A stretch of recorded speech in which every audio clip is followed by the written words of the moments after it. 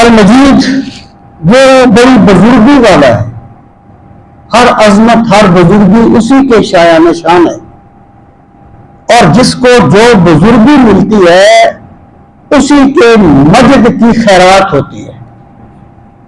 یعنی دیکھیں بندہ جو ہے اللہ تعالیٰ کے جتنا اس کے قریب ہوتا ہے اور جتنا اس کی رضا کا طالب بنتا ہے تو اللہ تعالیٰ کی صفات کا کوئی جلوہ اس میں آتا جاتا ہے، اور کمال عبدیت یہی ہے کہ بندہ اللہ کی صفات کا مظہر بن جائے۔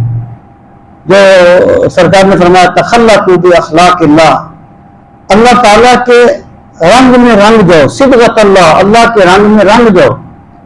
تو مراد یہ ہے کہ جس بندے کو جتنی بزرگی مینز عظمت، بڑھاپا نہیں، عظمت بڑائی ملتی ہے وہ اللہ تعالیٰ کی صفت مجد کا مظہر ہوتی ہے۔